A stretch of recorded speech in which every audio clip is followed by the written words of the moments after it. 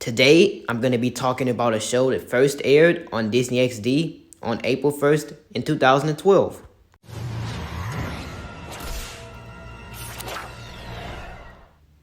Hello guys, this is Tay here, and today I'm going to be talking about Ultimate Spider-Man. Yes, Ultimate Spider-Man. Now, Ultimate Spider-Man was one of my favorite cartoons, despite what other people said about it, since it wasn't well received when it first came out, due to it being the very show that replaced Spectacular Spider-Man, which a lot of fans was very upset about. And Spectacular Spider-Man was a pretty decent series, but unfortunately it got canceled and replaced with Ultimate Spider-Man. So I'm going to be talking about the good and the bads of this show, what I like and what I don't like. But with that out the way, let's jump right into the video. So, I'm going to be reviewing Season 1, Season 2, Season 3, and Season 4. But I will be breaking this into parts. Season 1 and Season 2 is going to be for this video, and Season 3 and Season 4 is going to be for the next video. But now, it's time to review Season 1.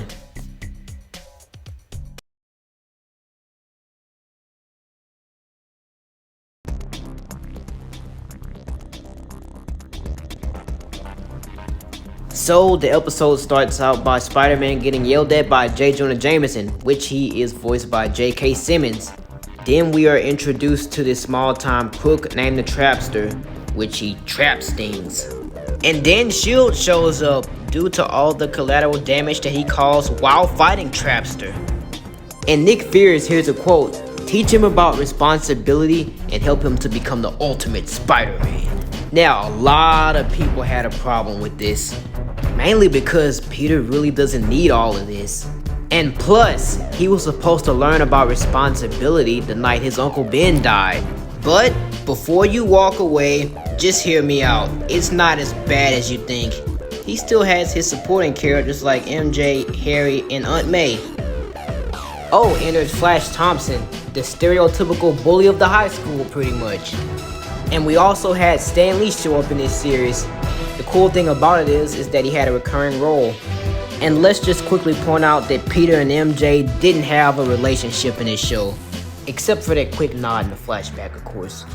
Now we move on to a more interesting part, to where we get to meet Harry Osborn and his father, Norman Osborn, which I really like what the writers did with Norman Osborn's character in this series, because there were some elements that were the same, but different. So Norman Osborn, with the help of Doc Ock, tries to make their own secret spider army, and they send these group of villains to Peter's school called the Frightful Four, and the team consists of Wizard, Claw, and Thundra, which is from an alternate future timeline or whatever. And we already talked about Trapster. Anyways, we get to see Dr. Connors in this series, and he works for S.H.I.E.L.D. and he has his arm, so that's kinda cool. We are also introduced to Agent Coulson, which he is voiced by Clark Gregg, the one who plays him in the movies. And let's just quickly point out that Spider-Man has a lot of gadgets in this series. I mean, like a lot. He has a spider cycle, for crying out loud. But later on in the episode, he meets his soon-to-be teammates, which a lot of people didn't like this concept. A lot of people wasn't on board with it, but that's them. Anyways, we had Iron Fist, White Tiger, Power Man, and Nova, and they all attended Peter's school. But as soon as Peter realizes who they are and why they're there in the first place, he tries to go to the principal's office. But there is one problem. Agent Coulson is now the principal of Midtown High, and S.H.I.E.L.D. runs the entire school. There is also an episode with the Living Laser. We also get to see Iron Man in this episode. And this is also the same episode that we were introduced to the Iron Spider suit for the first time, with a quick Superhero Squad reference. There was an episode where we were introduced to the Hulk, and another episode to where Spider-Man and Wolverine switched bodies. Spider-Man was inside of Wolverine's body, and Wolverine was inside of Spider-Man's body, which was accurate to the Ultimate Comics. Also, in this episode, we were introduced to the Black Suit Spider-Man, which is not Peter for some reason. And the Black Suit Spider-Man is actually Harry. Yeah, it would have made more sense for it to be Peter, but whatever. So later on in this episode, they have a showdown and he pretty much goes insane and goes on a rampage. So much to the point where he becomes full-fledged Venom. Now, of course, we all know that Harry was never Venom. It's always Eddie Brock. In like every single iteration. I guess the writers wanted to do something different for a change. It was one of those hit and miss situations. And for me, I would say it was a miss. But they had a Taskmaster episode, which was a very interesting episode and cool one. And one of my other favorite episodes was the Homesick Hulk episode because it showed Peter trying to take care of his Aunt May and take care of Hulk. We also get to see Peter opening up to Hulk as well. Hulk, my name is Peter Parker, and I am your friend. I promise.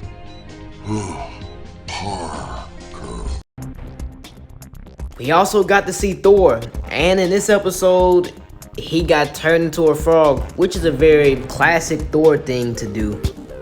We also had a musical episode, which was titled Spider-Man, which they have another fight at the school because it's a play or whatever, which he wins because Trapster is not really that good in the first place. There was also an episode to where Spider-Man became a pig and he got hunted for a while. We had another cameo, which was from Captain America, another Avengers cameo.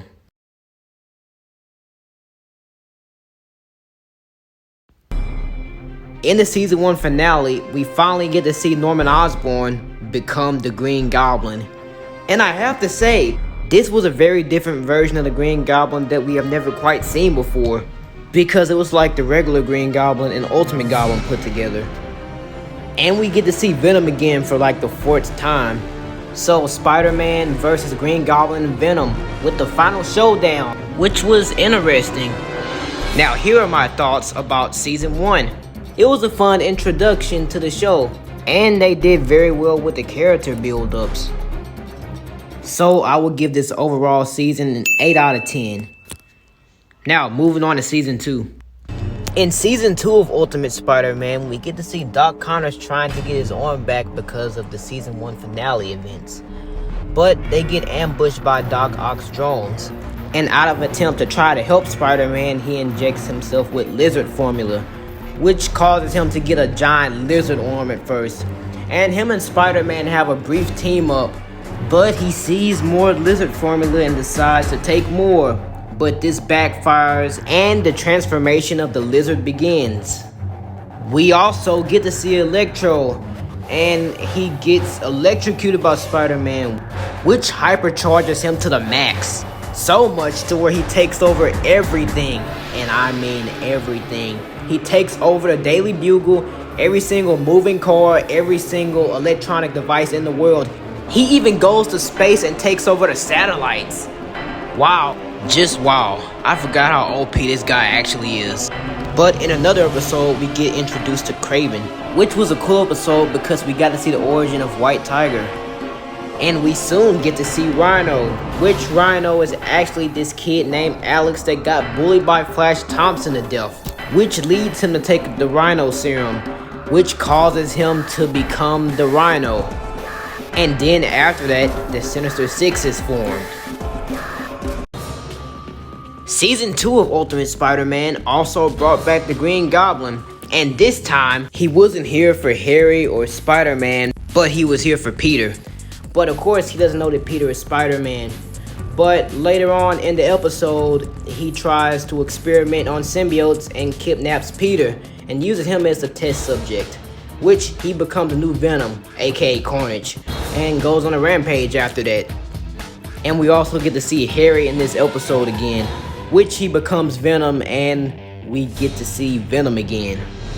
There's also an episode with Man-Wolf, which was alright, but not the best.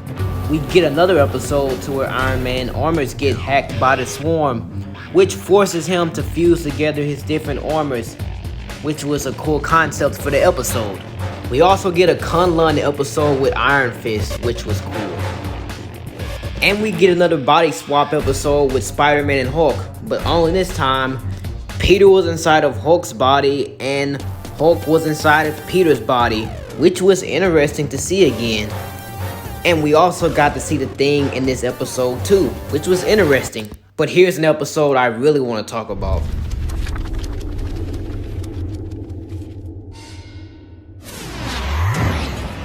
It's Ultimate Deadpool! Yeah! You got pulled! Achha!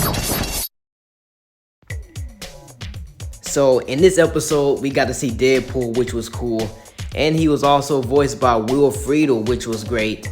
And the whole plot of this episode basically was them going out and finding this Agent MacGuffin because he has everybody's secret identities. But of course, it was a setup by Deadpool. And it was kind of cool because it's like Deadpool was his temporary rival of the fourth wall, pretty much. Oh, and let's just quickly point out that he utterly embarrasses and humiliates Taskmaster himself. Yeah, couldn't even lay one finger on him. So whenever Spider-Man finds out that Deadpool pretty much lied to him and that he stole the S.H.I.E.L.D. cards, then they have a fight. They have a very cartoony, crazy, pretty much fourth wall battle. And yeah, I would say that this was a very fun addition to season 2. But anyways, moving on. In episode 16 of Ultimate Spider-Man Season 2, we get to see the entire S.H.I.E.L.D. helicarrier venomized. And everybody gets infected with the Venom symbiote. Every single character got venomized. Agent Coulson got venomized. And a whole bunch of other S.H.I.E.L.D. agents got venomized. And they also break out the Green Goblin in the process. Wow. And they even took over Nick Fury. Yeah, I will say that this episode was very chaotic.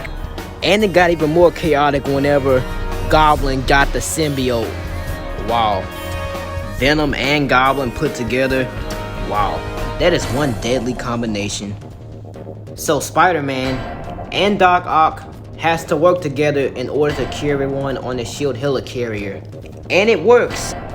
And not only does it cure everyone on the S.H.I.E.L.D. helicarrier, but it also cures the Goblin of his symbiote and it turns him back into Norman. Now this particular episode is interesting because it shows what Nova does when he's not a part of the team. And we get to see Rocket. But not only do we get to see Rocket, but we also get introduced to the Guardians of the Galaxy, which we have Star-Lord, Gamora, Drax, and Rocket. And there's Groot. We also get to see Luke Cage's backstory in this episode, and apparently he's the son of 2 S.H.I.E.L.D. agents. And they had him take the super soldier serum in the process, which saved his life.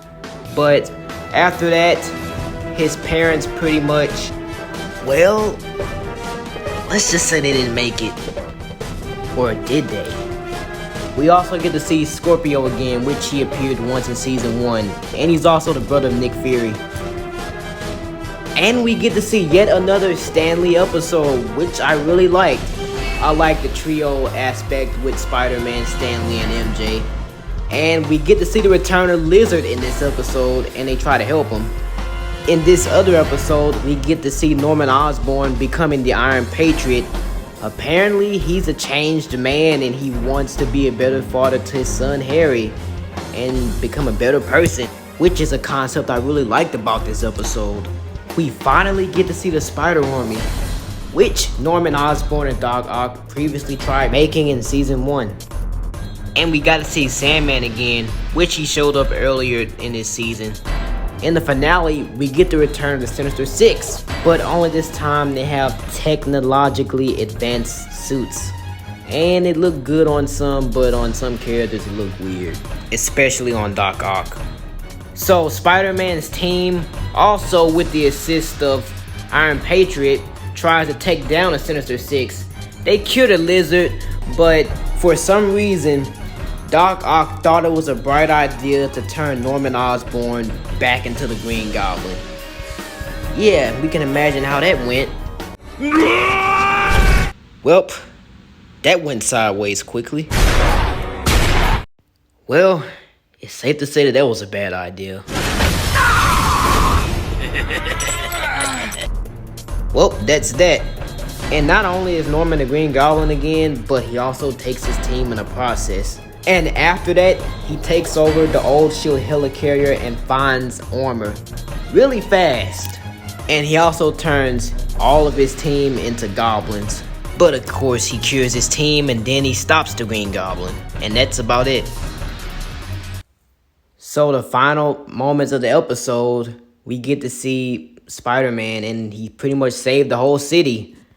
But unfortunately, Norman is now the Green Goblin again and they have to find a cure for him, which sucks. Then Nick Fury calls Spider-Man to his office and he has good news for him that there are some people there that would like to have a word with him, which is the Avengers, by the way. Spider-Man, we'd like to offer you a place on our team. What do you say, kid? Want to join the Avengers? Spider-Man, you there, kiddo? So, I would give this overall season a 7 out of 10. Well guys, that's it for this video. I hope you enjoyed the review. And stay tuned for part 2 because I'm going to be reviewing season 3 and season 4 in the next one. So be sure to rate, comment, and subscribe. And I'll see you guys later.